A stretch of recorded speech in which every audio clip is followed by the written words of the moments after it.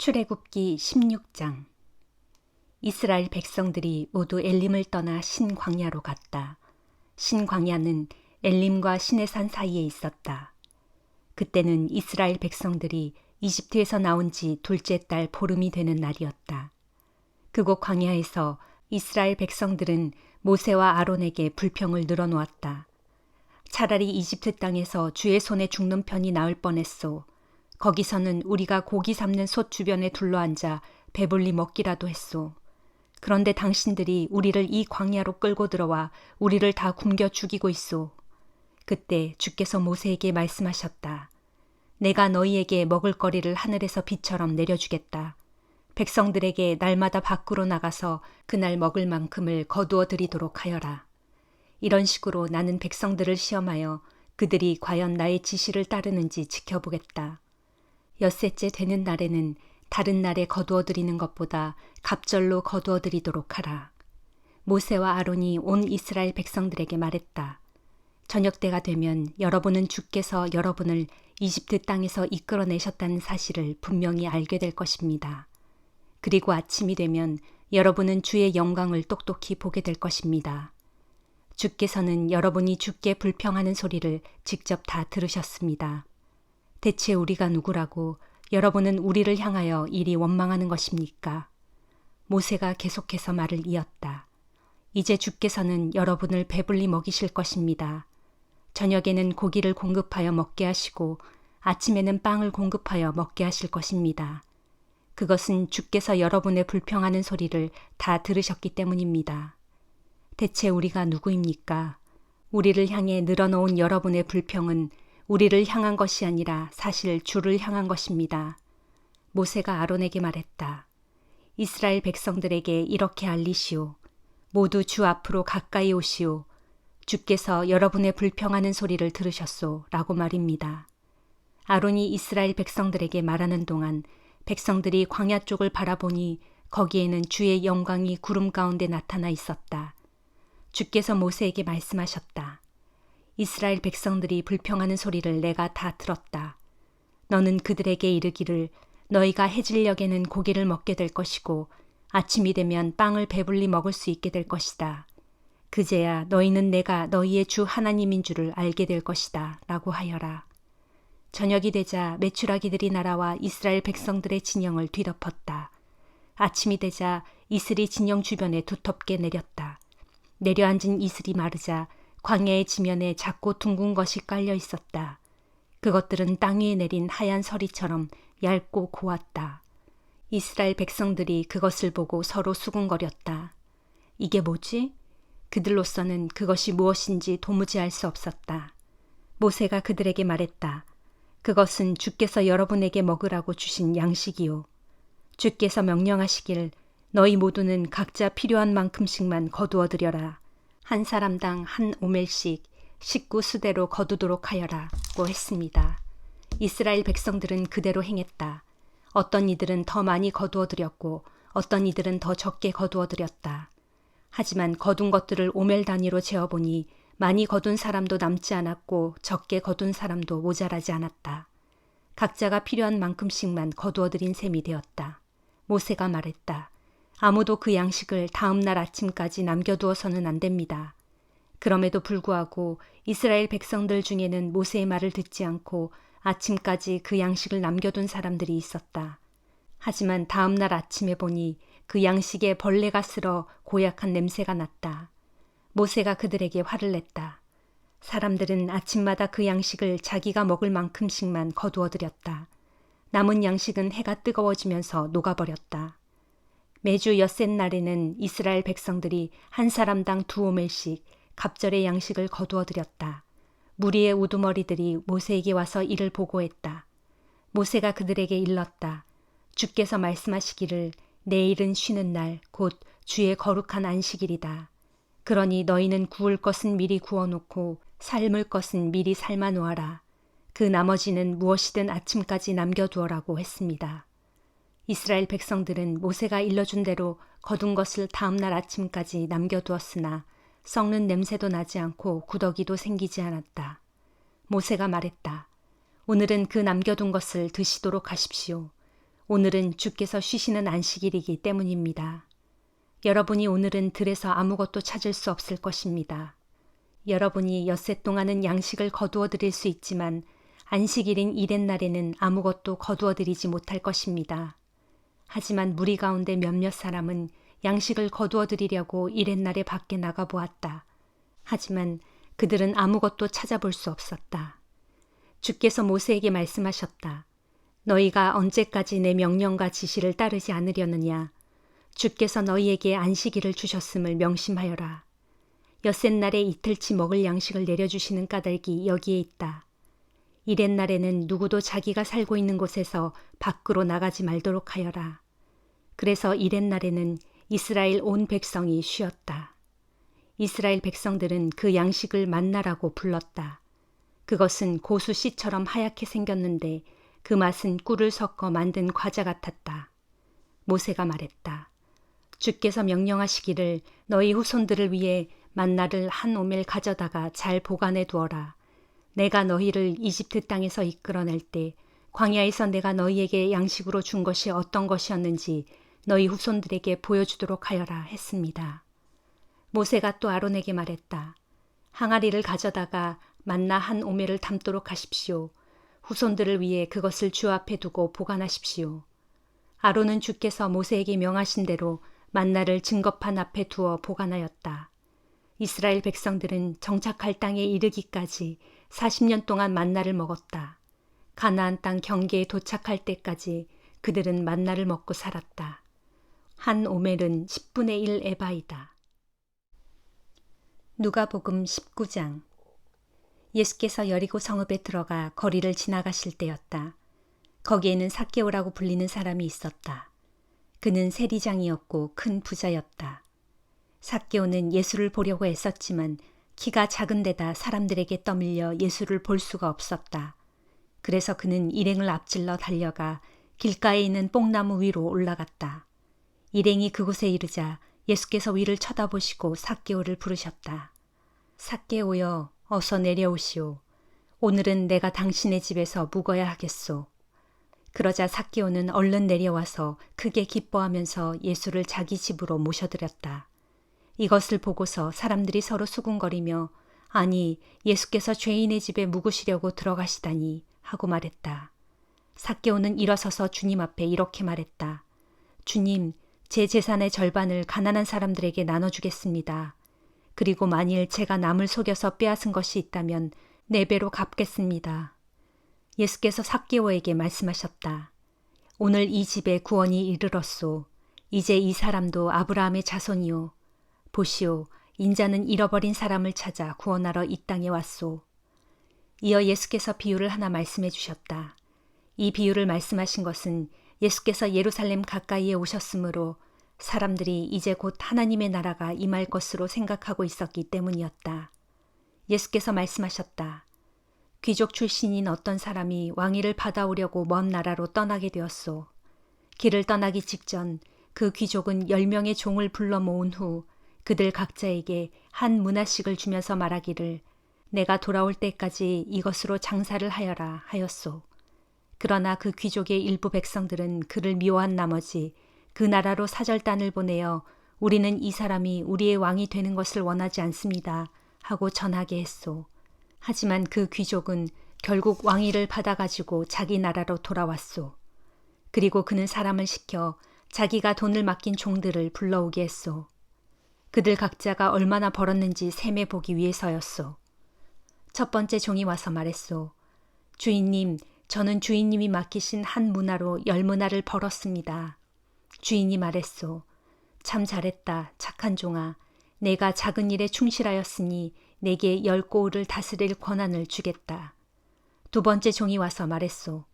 주인님, 저는 주인님이 맡기신 한 문화로 5문화를 벌었습니다. 주인이 말했소. 너도 잘했구나. 너에게는 5고을을 다스릴 권한을 주겠다. 세 번째 종이 와서 말했소.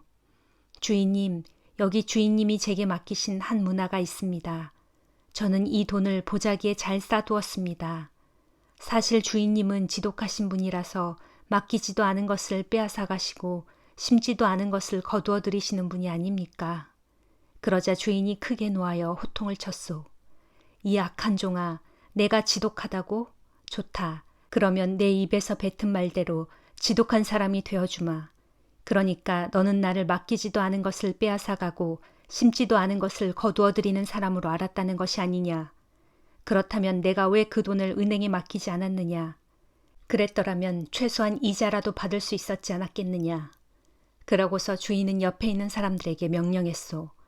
여봐라, 이 악한 종에게서 한 문화를 빼앗아 10문화를 가진 사람에게 주도록 하라. 그때 그들이 주인에게 말하기를 하지만 주인님, 그 사람은 이미 10문화를 가졌는데요 하자 주인이 대답했소. 내가 너희에게 분명히 말한다. 가진 사람에게는 더 많이 주어질 것이요. 갖지 못한 사람은 가진 것마저도 빼앗길 것이다. 그런 후에 주인은 명령하기를 그리고 내가 자기들의 왕이 되기를 원치 않았던 나의 원수들을 이리로 끌어다가 내 앞에서 모두 처형하도록 하라 하였소. 이 말씀을 하신 후 예수께서는 예루살렘을 향해 제자들보다 앞서 걸어가셨다. 올리브산의 기슭에 있는 벳바게와 베다니에 이르자 예수께서 두 사람의 제자를 먼저 보내시며 그들에게 말씀하셨다.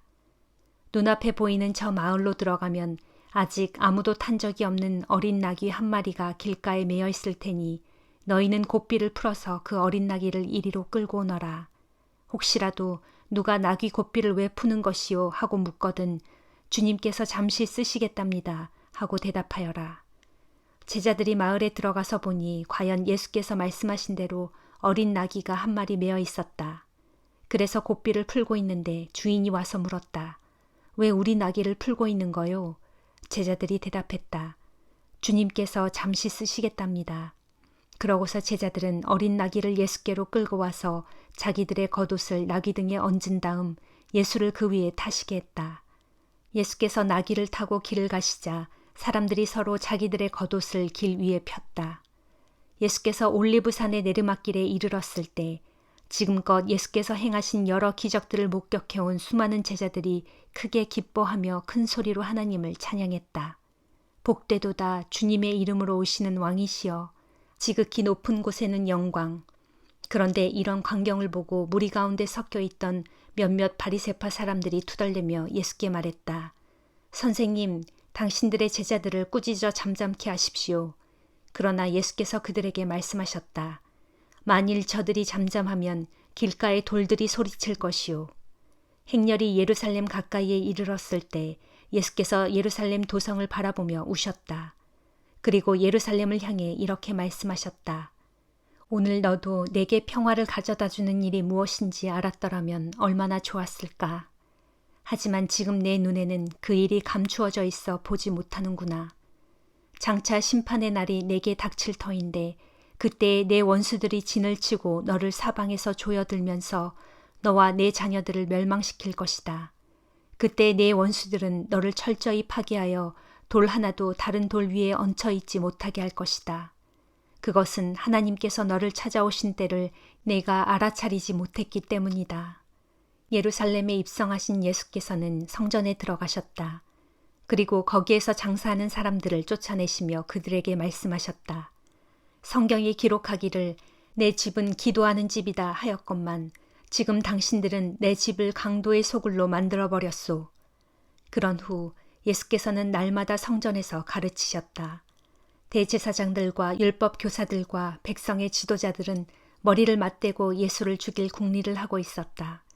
하지만 사람들이 모두 예수의 말씀을 열심히 듣고 있었으므로 어찌해야 좋을지 방도를 찾지 못하고 있었다. 욥기 34장. 그러고서 엘리후가 다시 말을 이었다. 지혜가 많으신 어르신들, 내 말을 들어보십시오. 아는 것이 많으신 어르신들, 내 말에 귀 기울여 보십시오. 혀가 음식 맛을 분별하듯이 귀는 그 말이 옳은지 그른지를 알아차립니다. 그러니 무엇이 옳은지 우리 스스로 분별해 봅시다. 무엇이 선한지 함께 알아보도록 합시다. 욥 어르신은 말씀하시기를 나는 아무 잘못이 없는데도 하나님께서 나의 옳음을 인정하지 않으신다 하시고 또 내가 옳은데도 불구하고 어찌 옳지 않다고 거짓말을 할 수 있겠는가. 정말로 나는 아무 죄가 없는데도 너무 큰 상처를 입었다 하십니다. 욥 어르신은 어찌 그리 말씀하실 수가 있습니까? 도대체 욥 어르신 같은 사람이 어디에 또 있겠습니까? 지금 욥 어르신은 하나님 비웃기를 마치 물 마시듯 하고 있습니다. 어르신은 악을 행하는 자들과 친구로 지내고 또 못된 짓을 하는 무리들과 어울려 다닙니다. 그러면서 말하기를 사람이 하나님을 기쁘게 하려고 애써 보았자 대체 그것이 무슨 유익이 있단 말인가 라고 하십니다. 그러니 분별력을 지니신 어르신네들 내 말을 좀 들어보십시오. 하나님께서 악을 행하실 수가 있습니까? 전능하신 분께서 옳지 않은 일을 행하실 수가 있습니까? 진실로 하나님께서는 사람이 행하는 바에 따라 그대로 갚아주시는 분입니다. 사람이 어떻게 행하느냐에 따라 그에 상응하는 열매를 거두게 하시는 분입니다. 하나님께서 잘못된 일을 하신다거나 전능하신 분께서 정의를 그르치는 일은 감히 상상조차 할 수도 없습니다. 어느 누가 하나님더러 땅을 주관하라고 명하신 자가 있겠습니까? 어느 누가 하나님더러 세상을 다스리라고 맡기신 분이 있겠습니까? 만일 하나님께서 마음먹고 그 영과 숨을 거두신다면 모든 육신들은 다 같이 일시에 죽어 모두가 예외 없이 흙으로 돌아가고 말 것입니다. 그러니 욥 어르신, 분별력이 있으시다면 제발 내 말을 들으십시오. 내가 하는 말에 귀를 기울여 보십시오. 정의를 미워하는 분이 어찌 세상을 다스릴 수 있겠습니까? 욥 어르신은 의로우신 전능자를 정죄하시겠다는 것입니까? 그분께서는 심지어 왕들에게도 너는 쓸모없는 인간이다 하고 말씀하시고 귀족들에게도 너는 악하다 하고 말씀하시는 분이 아닙니까? 그분께서는 통치자들이라고 해서 그들의 편을 들어주지 않으시고 부자라고 해서 가난한 자들보다 더 대우해주지도 않으십니다. 모두가 다 그분께서 손수 지으신 자들이니 말입니다. 그들은 순식간에 죽는 존재들입니다. 사람은 갑자기 죽는데 심지어 한밤중에라도 죽습니다. 하나님께서 사람을 내리치시면 아무리 강한 사람일지라도 아주 간단하게 죽고 맙니다. 참으로 하나님의 눈은 사람이 행하는 바를 낱낱이 지켜보십니다. 발걸음 하나하나를 다 헤아리고 계십니다. 악한 자들이 하나님의 눈길을 피해 숨을 수 있는 곳은 온 세상 어디에도 없습니다. 아무리 어두운 곳이라도 아무리 짙은 그림자가 드리운 곳이라도 하나님 눈을 피해 숨을 때는 어디에도 없습니다. 평소 그 사람의 모든 것을 알고 계시는 하나님께서는 사람들을 심판하시는 데에 오래 생각하실 필요가 전혀 없습니다. 하나님께서는 이것저것 조사할 것도 없이 힘있는 세력가들을 꺾어버리시고 그 자리에 다른 사람을 대신 앉히십니다. 하나님께서는 그들이 행한 짓을 너무나 잘 아시기 때문에 하룻밤 사이에 그들을 뒤엎어 멸망에 이르도록 하시는 것입니다. 하나님께서는 모든 사람이 지켜보는 자리에서 그들의 악함을 징벌하시는데 그것은 그들이 하나님께 등을 돌려 옆길로 벗어났고 그래서 하나님께서 지시하시는 길로 가는 것에는 아무 관심도 없기 때문입니다. 그로 인해 가난한 자들의 고통스런 울부짖음이 하나님께 올라가 닿았고 결국 하나님께서는 그들의 부르짖음에 응답하시는 것입니다. 하지만 만일 하나님께서 잠자코 침묵하신다고 하여도 어느 누가 감히 그분을 비난할 수 있겠습니까? 만일 하나님께서 얼굴을 가리시고 숨으신다고 하여도 어느 누가 감히 그분을 비판할 수 있겠습니까? 어느 누구도 어느 민족도 감히 하나님을 비난할 수 없습니다. 그분께서 하나님을 우습게 여기는 경건치 못한 사람을 왕으로 삼아 나라를 다스리게 하시고 또 그 백성들에게 올가미를 씌워 억압하게 하실지라도 어느 누가 감히 하나님께 항의할 수 있겠습니까? 욥 어르신은 하나님 앞에서 내가 죄를 지었습니다. 하지만 다시는 죄를 짓지 않겠습니다. 내가 미처 깨닫지 못하는 것을 주께서 가르쳐 주십시오. 내가 잘못했다면 다시는 그런 잘못을 저지르지 않겠습니다. 하고 말씀드린 적이 있습니까? 어르신이 지금처럼 계속 회개하기를 거부하신다면 과연 하나님께서 어르신의 편을 들어주시겠습니까? 물론 결정을 내리는 것은 내가 아닌 욥 어르신입니다. 지금 어르신이 생각하고 있는 바를 내게 말씀해 보십시오. 조금이라도 분별 있고 지혜 있는 사람이라면 그는 욥 어르신의 말을 듣고 내게 말하기를 욥이 알지도 못하면서 그렇게 함부로 말하는군. 욥의 말에는 아무런 지혜가 없어 할 것입니다. 맞습니다. 욥 어르신이 그처럼 악한 자들 같이 말하다니 정말이지 욥 어르신은 더 호된 시련을 겪어야 마땅합니다. 욥 어르신은 자신이 지은 죄에다 이젠 반역하는 일까지 저지르고 있습니다. 우리가 보는 앞에서 경멸하듯 박수를 쳐대며 하나님을 모독하는 말을 서슴없이 해대고 있습니다. 고린도후서 4장. 그러므로 우리는 하나님의 자비하심에 힘입어 이 직분을 감당하고 있기 때문에 결코 낙심하지 않습니다. 우리는 은밀하고 수치스러운 방법으로 일을 하지 않았습니다. 우리는 사람을 속이지 않았고 하나님의 말씀을 왜곡하지 않았습니다. 도리어 우리는 진실을 밝히 드러냄으로써 모든 사람의 양심에 걸림이 없도록 하나님 앞에 우리 자신을 맡기고 있습니다. 만일 우리의 복음이 가려져 있다면 그것은 멸망하는 사람들에게 가려져 있는 것입니다. 그들 멸망하는 사람들로 말하자면 이 세상의 신이 믿지 않는 자들의 마음을 어둡게 하여 하나님의 형상이신 예수 그리스도의 영광스러운 복음이 가져다주는 빛을 보지 못하게 한 것입니다. 우리는 우리 자신을 전파하려는 것이 결코 아닙니다. 다만 우리는 예수 그리스도께서 우리의 주가 되신다는 사실과 또 예수로 인하여 우리가 여러분의 종이 된 사실을 가르치고 전파합니다. 태초에 어둠 속에 빛이 비쳐라 하고 말씀하신 하나님께서 우리의 마음의 빛을 비추어 주셔서 예수 그리스도의 얼굴에 나타난 하나님의 영광을 아는 지식의 빛을 우리에게 깨닫게 해주셨습니다. 그러나 우리는 이 귀한 보물을 우리의 깨지기 쉬운 질그릇 같은 육체 속에 담고 있습니다. 그것은 이러한 엄청난 능력이 우리에게서 나온 것이 아니라 오직 하나님께로부터 나온 것임을 보여주기 위해서입니다. 그러므로 우리는 사방에서 환난을 겪고 있어도 꺾여 좌절하지 않고 아무리 답답하고 난처한 일을 당해도 낙담하지 않습니다. 또 박해를 당해도 버림받지 않으며 얻어맞고 넘어져도 멸망하지 않습니다. 우리는 항상 우리의 몸속에 예수 그리스도의 죽음을 짊어지고 다닙니다. 그것은 우리의 몸 안에서 예수의 생명 또한 나타나게 하기 위해서입니다. 우리는 비록 살아있지만 예수 그리스도를 위해 언제나 우리 자신은 죽음에 내맡깁니다. 그렇게 하는 것은 예수 그리스도의 생명이 우리의 죽을 몸에 나타나게 하기 위해서입니다. 그러므로 우리 안에서는 죽음이 세력을 떨치지만 여러분 안에서는 생명이 약동합니다. 성경에 내가 믿었으므로 나는 말하였다 라고 기록되어 있는 것과 같이 우리 또한 동일한 믿음의 영을 가지고 있으므로 우리가 믿고 또 말하는 것입니다. 주 예수를 죽은 자들 가운데서 살리신 하나님께서 우리도 예수와 함께 다시 살리셔서 여러분과 함께 그분 앞에 서게 해 주실 것으로 압니다. 이 모든 것은 여러분의 유익을 위한 것입니다.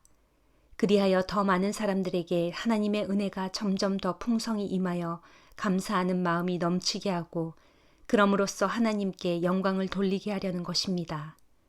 그러므로 우리는 결코 낙심하지 않습니다. 우리의 겉사람은 점차 시들어가지만 우리의 속사람은 날마다 새로워져 가고 있습니다. 우리가 지금 겪고 있는 잠깐 동안의 이 고난은 장차 우리에게 비교조차 할 수 없을 정도로 훨씬 더 크고 영원한 영광을 가져다 줄 것입니다. 그래서 우리는 보이는 것을 바라보지 않고 보이지 않는 것을 바라봅니다. 보이는 것은 잠깐이지만 보이지 않는 것은 영원하기 때문입니다. 아멘.